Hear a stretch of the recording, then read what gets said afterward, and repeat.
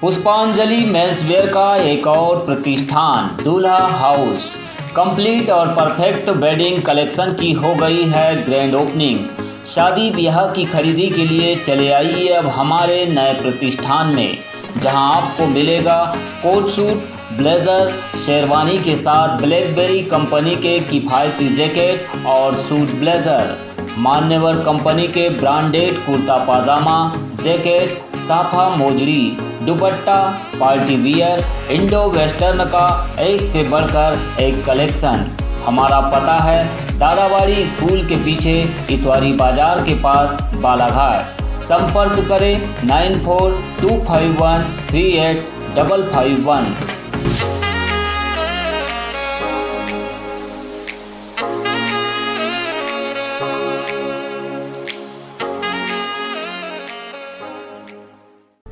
त्रिकटु काढ़ा के वितरण में कांग्रेस ने लगाए भ्रष्टाचार के आरोप। विधानसभा के बाद अब जिले में भी काढ़ा वितरण को लेकर उठ रहे सवाल। पूर्व सांसद कंकर मुजारे ने सोशल मीडिया पर पूछा कितने लोगों को मिला है काढ़ा। मायल भरवेली से 500 मीटर की दूरी पर मिला 150 बोरी मैंगनीज का जखीरा। आयुष मंत्री के क्षेत्र में नहीं थम रहा है माफियाओं का काला कारोबार। 2 माह पहले भी पकड़ा गया था मैंगनीज। धम्मकानन विपश्यना सेंटर को प्रबुद्ध फाउंडेशन ने किया 50 नग कारपेट और 20 नग कंबल का दान। भिक्खू मोनितो ने दानशीलता के माध्यम से किया अनुमोदन। और जिले में कोरोना के एक्टिव मरीजों की संख्या में हुआ इजाफा। 5 नए मरीज मिलने के साथ ही एक्टिव मरीजों की संख्या हुई 20। होम आइसोलेशन के माध्यम से चल रहा है उपचार।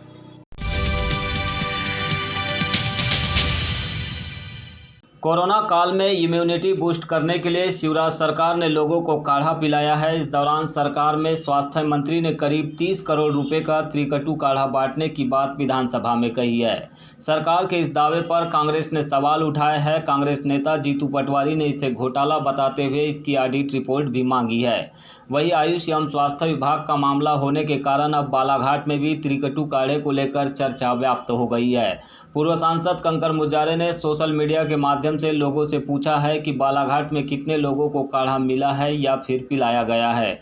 उनका कहना है कि जनगणना के अनुसार प्रदेश की आबादी 7.5 करोड़ है, जबकि सरकार की ओर से 6 करोड़ लोगों को काढ़ा बांटने की बात कही जा रही है। ऐसे में प्रदेश के प्रत्येक जिले में आधी से अधिक आबादी को काढ़ा बांटना चाहिए था, जो कि नहीं हुआ है। एक बड़ा भ्रष्टाचार इसमें दिखाई दे रहा है।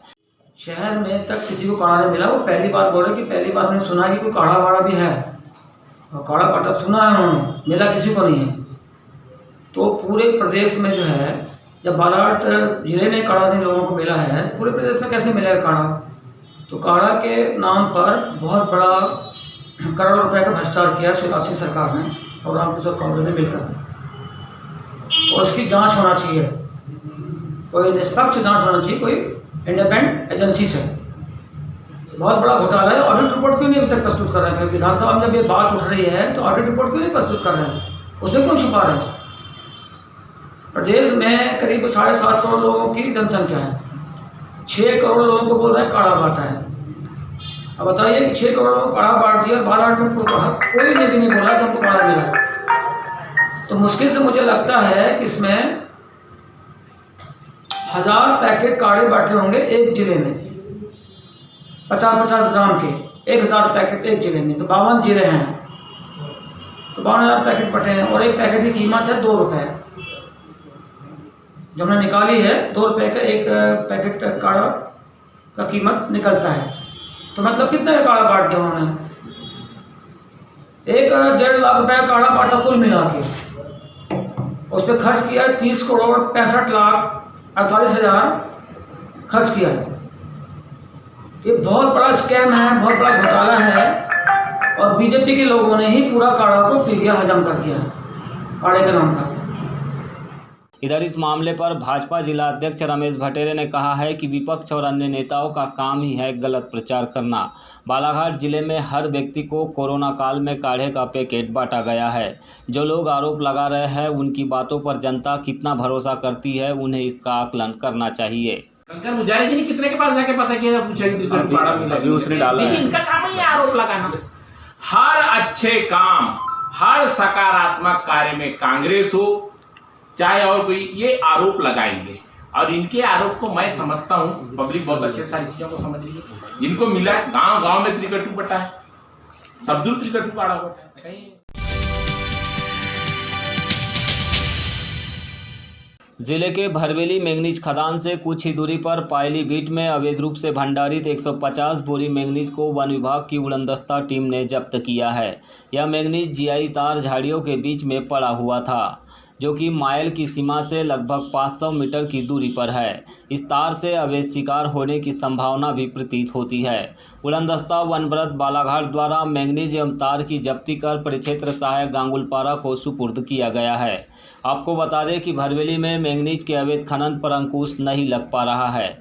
माइल की मिलीभगत के चलते भी यहां बड़े पैमाने पर अवैध रूप से मैंगनीज की चोरी होते रही है। बीते कुछ माह पहले ही भरवेली पुलिस ने माइल की बाउंड्री वाल से रास्ता बनाकर चोरी हो रहे मैंगनीज को जब्त किया था। उस समय पुलिस के द्वारा मामला पंजीबद्ध तो किया गया, लेकिन मुख्य आरोपी तक पुलिस आज तक नहीं पहुँच पाई है। यह क्षेत्र मध्य प्रदेश शासन के आयुष मंत्री रामकिशोर कावरे के गृहग्राम से लगा हुआ है।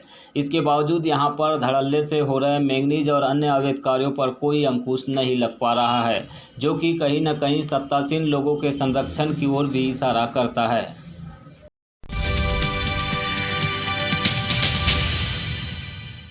प्रबुद्ध तथागत फाउंडेशन बोरी लालबर्रा की ओर से आज नगर मुख्यालय से कुछ ही दूरी पर वैनगंगा के तट पर बने धम्मकानन विपश्यना सेंटर में 50 नग कारपेट और 20 नग कंबल का वितरण किया गया। फाउंडेशन के संरक्षक मुकेश मेश्राम के निर्देश पर सचिव महेंद्र मेश्राम, सहयोगी अभिनव सिंह मारे की उपस्थिति में विपश्यना सेंटर के ऑफिशियल भिक्खू मोनितो और धम्म कीर्ति के साथ सेंटर के अध्यक्ष एसडी मेश्राम की उपस्थिति में कारपेट का दान किया गया। इस मौके पर बौद्ध भिक्खुओं ने दान की भावना का महत्व बताते हुए दानदाता संस्था के पदाधिकारियों को त्रिशरण पंचशील दिया। इसके बाद भिक्खू मोनितो ने दान में प्राप्त कारपेट का अनुमोदन किया। धम्मकानन विपश्यना सेंटर के अध्यक्ष एचडी मेश्राम ने कहा है कि विपश्यना सेंटर में दान के माध्यम से साधकों के बीच यह बात जा रही है कि इससे पुण्य प्राप्त हो रहा है। पुण्य के बल पर हमें सभी प्रकार की भोग संपत्ति प्राप्त होते रहती है, इसीलिए ऐसे दान का हम अनुमोदन करते हैं, स्वागत करते हैं।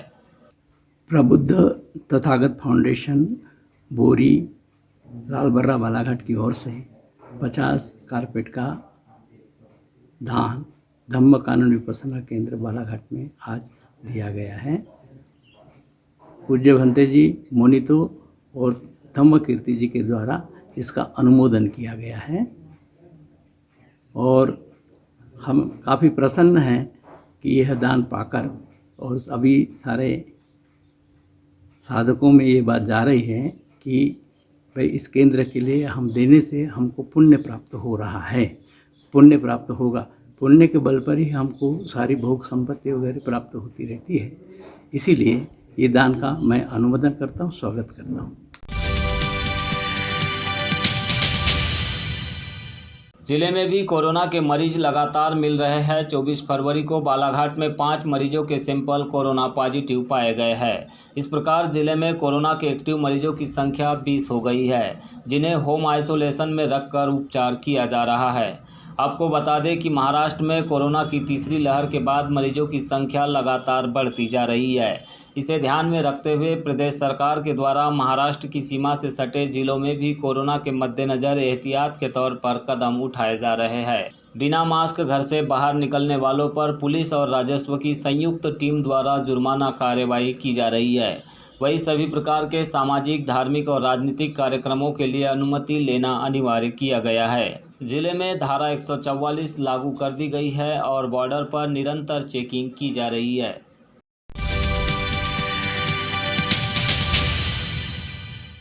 नगरपालिका चुनाव से पूर्व भाजपा के द्वारा शहर के सर्वांगीण विकास को लेकर प्रबुद्ध नागरिकों से सुझाव मांगे जा रहे हैं। इसे लेकर भाजपा की ओर से लोगों के बीच बैठकें लेकर शहर में व्याप्त कमियों को दूर करने के लिए विचार लिए गए।